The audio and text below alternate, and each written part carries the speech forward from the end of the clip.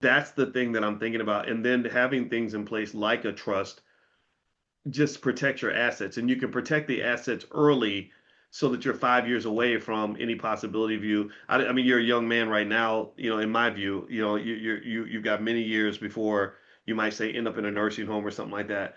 Because if you don't have that wealth protected, then they're going to eat through all that money in the event that you have to go to a nursing home. So maybe putting assets in a family trust now, where the trust is growing, can give you that 5 year look back period so that your money's protected.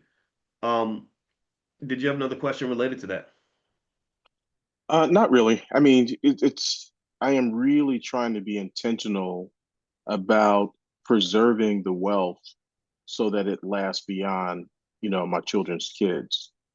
And so Okay. just trying to figure out, there's so many vehicles out there, just knowing which is an optimal one for my situation. I probably need a little help. I'm not Yeah, sure who I go to, but well, Chanel should be able to. Chanel, can you help? Can you help Kevin find somebody that in our network that he can work with? Um, because I would say that the trust is definitely the primary vehicle for that protection. The trust is just another family member that is holding the money so that none of that money's yours. What rich people like you do, Kevin, because you're rich, you said I seven don't feel figures. like I it. didn't.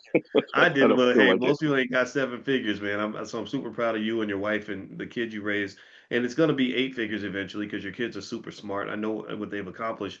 So, what people like you do is that their goal is to. There's a saying that they've used, you probably heard, where they say, "Own nothing, control everything." Hmm. And so they maybe sit down with a tax specialist, not one that's expensive, but one that can help them set up maybe like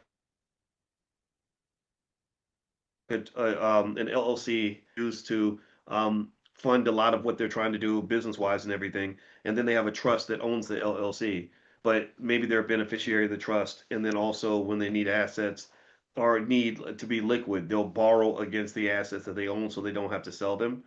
And that buy, borrow, and die strategy might be something that's worth considering. But I think generally speaking, it's sort of like in America, the people that pay the most taxes are the people that have income and wealth attached to their body. So if the government says, "Oh, Hmm. you got this much money, or you've got this house, or you've got this property," then I'm going to tax you. But if the trust has certain things, especially a lot of wealthy people, they'll even use offshore accounts and things like that to avoid the taxes. This is what the really wealthy people do, and you can do that, and it can all be perfectly legal. And what I like about what you said as well is it's very important for everybody to understand the difference between generational wealth and dynastic wealth. Generational wealth is important. That's a great next step. That pretty much means that you have stability and access and all these other things you're passing to kids. It usually lasts 1 to 3 generations. Usually by the third generation, all the generational wealth is gone, and that might be paid off homes and college funds and stuff like that. And so that's fine, but really dynastic wealth, that's what the Rockefellers did. And in fact, actually in class, we'll probably end up studying dynastic wealth a little bit more. I like dynastic. I hadn't really heard the term until maybe a couple of years ago, but I like dynastic wealth because dynastic wealth is actually more connected to the stuff that we talk about anyway, because dynastic wealth is built and it's engineered in a way that's designed to just maintain itself, like building a building that's going to sit there for the next 150 years. And so to do that, you have to build not just the assets, but systems to preserve and protect the assets. Like the Rockefellers are extraordinarily good example of dynastic wealth.